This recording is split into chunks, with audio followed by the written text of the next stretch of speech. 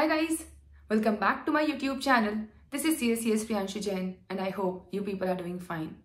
तो गाइज बहुत लोगों की रिक्वेस्ट आई थी ऑन दी सब्जेक्ट दैट कि हम लोग प्रैक्टिकल सब्जेक्ट्स कैसे पढ़े, मैम इसकी कुछ टिप्स बता दो।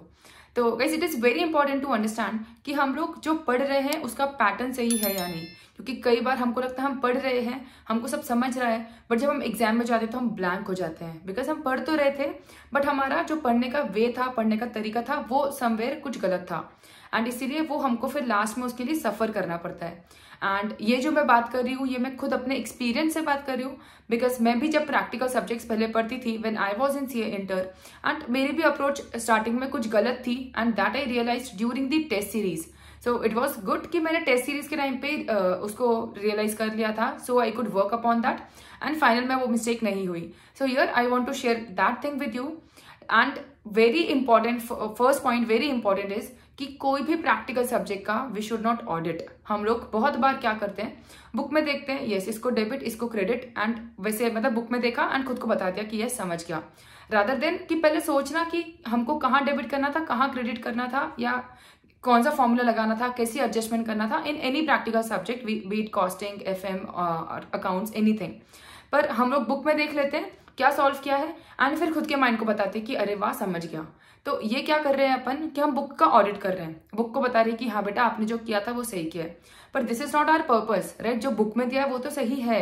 What is our purpose is कि हमको खुद को एनालाइज करना है कि हम without the help of book वो कर पाते हैं या नहीं। And why is this important is क्योंकि आपके पास एग्जाम में बुक नहीं रहने वाली है। अगर आप थ्रू आउट दी आपका जो स्टडी का पीरियड है उसमें अगर आप बुक को देख के बता रहे हो तो आपने आपके माइंड को फर्स्ट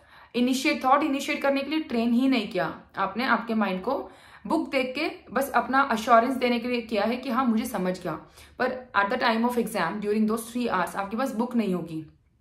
अब बुक नहीं है तो आपके माइंड को ही थॉट इनिशिएट करना जिसकी उसको आदत नहीं है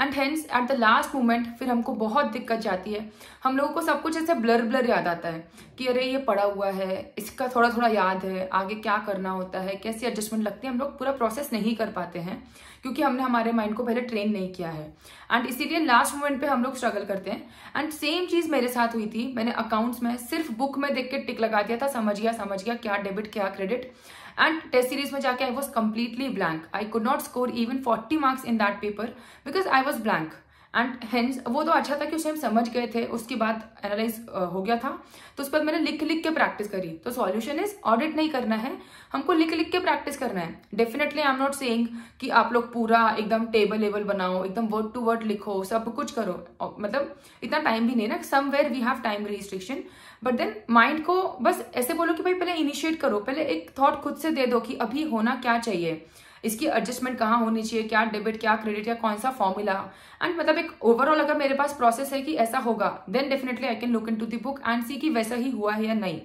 तो हर चीज लिखने की जरूरत नहीं है एंड टू एंड या word to word, but yes मोटा मोटा अगर लिख लिया या मोटा मोटा एटलीस्ट पहले खुद मतलब अगर दिमाग में भी थॉट इनिशिएट कर लिया, so I guess that will help you a lot and आपके बाद में जो मिस्टेक्स हो सकती हैं वो शायद आप पहले ही इससे अवॉइड कर सकते हो। Very very important point. And second चीज इज कि डेफिनेटली हमारे सारे प्रैक्टिकल सब्जेक्ट्स में, रादर क्यों प्रैक्टिकल थ्योरी में भी सब में बहुत सारे रिपीटेड क्वेश्चंस होते हैं। हम लोग FM पढ़ेंगे, फर्स्ट सेकंड थर्ड फोर्थ सारे क्वेश्चन मोस्टली सिमिलर रहते हैं, शुरू के 2-3, उसके बाद कुछ एक नई एडजस्टमेंट आती है, फिर उस पर 2-3 क्वेश्चन रहते हैं। तो आप जब फर्स्ट टाइम पढ़ रहे हो तो डेफिनेटली हर एक क्वेश्चन करना है, बट विद योर फर्दर मतलब जो कंसेक्यूटिव रीडिंग होगी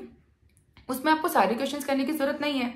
तो आप उसी टाइम पे कट करते चलो, अपने नोट्स को कट शॉर्ट करते चलो एंड जो इंपॉर्टेंट क्वेश्चंस हैं जहाँ पे ऐसी एक आध कोई एडजस्टमेंट है जो शायद आप भूल सकते हो या जहाँ पे आप मिस्टेक कर सकते हो, तो वैसे क्वेश्चन पहले से ही हाईलाइट करके रखो, उसको स्टार मार्क करके रखो कि definitely before the exam, like 1 day before the exam आपको वो पढ़कर जाना है, देख कर जाना है, सो दैट अगर एग्जाम में क्वेश्चन आ गया तो आपको फ्रेश में याद रहेगा कि हाँ इसमें मैं क्या गलती करती हूँ या करता हूँ, या मतलब मैं क्या चीज भूल जाता हूँ। तो अगर आप पहले से ही पढ़ोगे एग्जाम के एक दिन पहले तो वो क्वेश्चंस भी आपके पास आइडेंटिफाइड होना चाहिए कि ये क्वेश्चंस तो पक्का देख के जाना है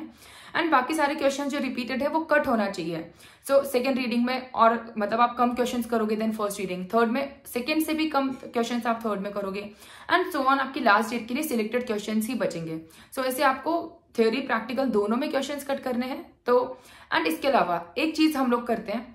कि मैंने पहले एक बुक से पढ़ लिया, फिर मैंने मेरे फ्रेंड को कॉल किया, उससे बोला कि बेटा तू कौन सा कि भाई तू कौन सा बुक पढ़ रहा था। उसने बोला अरे मैं तो ये पढ़ रहा हूँ, मुझे तो बहुत अच्छी लग रही है। अब हम डाउट करने लग जाते हैं यार कि मेरी बुक में तो ये क्वेश्चन नहीं है, शिट मैं कहीं गलत बुक तो नहीं पढ़ रही हूँ या पढ़ रहा हूँ, एंड हम लोग फिर बुक चेंज करते हैं लास्ट मोमेंट पे। तो guys again stick to one book, चाहे प्रैक्टिकल हो चाहे थ्योरी। आप एक बार प्रैक्टिकल की भी पूरी तो बुक कर लो, एक बुक तो पूरी करो, rather than going for 10 books and ending up की आपकी एक भी बुक खत्म ना हो। इससे अच्छा आप एक बुक को बहुत अच्छे से कर लो, 2-3 बार पढ़ लो, एंड एक्स्ट्रा क्वेश्चंस चाहिए तो बहुत सारी जगह अवेलेबल है ना। ICAI की वेबसाइट में कितने क्वेश्चंस अवेलेबल है, RTPs, MTPs, past exam papers, वो सारी चीजें प्रैक्टिस करो। And yes like a big yes कि आपको जो भी RTPs या MTPs आती हैं उस एग्जाम के लिए वो डेफिनेटली सॉल्व करना है for both the kind of papers, theory and practical जो भी आपका है। एंड साथ ही साथ उसमें जो पास्ट पेपर्स है 1-2 साल के, वो भी कर लो, थोड़ा कॉन्फिडेंस बूस्ट होता है कि हाँ कैसे टाइप के क्वेश्चंस आते हैं, एंड साथ ही साथ आपकी प्रैक्टिस ज्यादा हो जाती है। एंड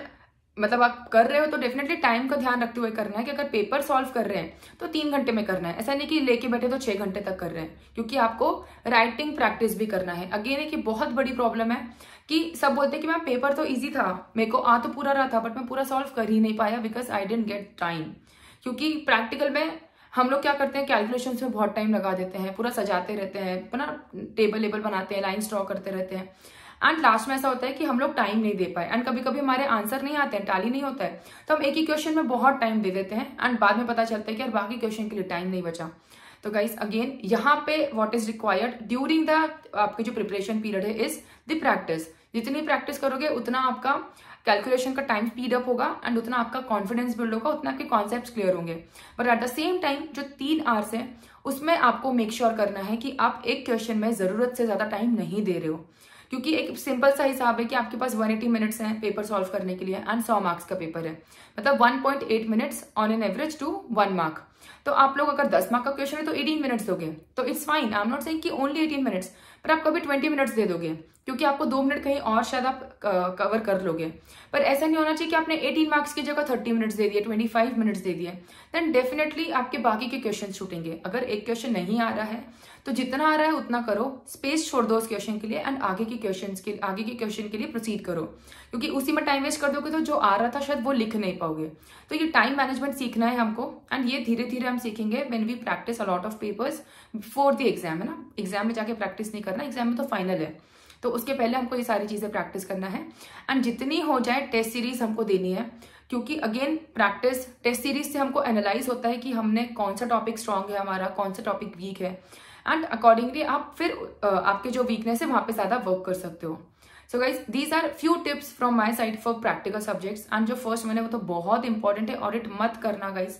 एंड अगर आपको लग रहा होगा कि आप अभी ये कर रहे हो एंड आपके लिए इट इज वर्किंग, तो एक बार ना पहले ही टेस्ट कर लेना, कोई टेस्ट सीरीज या पेपर देख के एक पहले ही देख लेना कि हाँ यार सब कुछ याद आ रहा है क्या। हो सकता है कि आपके लिए वो वर्क कर रहा हो, याद आ रहा है तो ठीक है आप वैसा करो,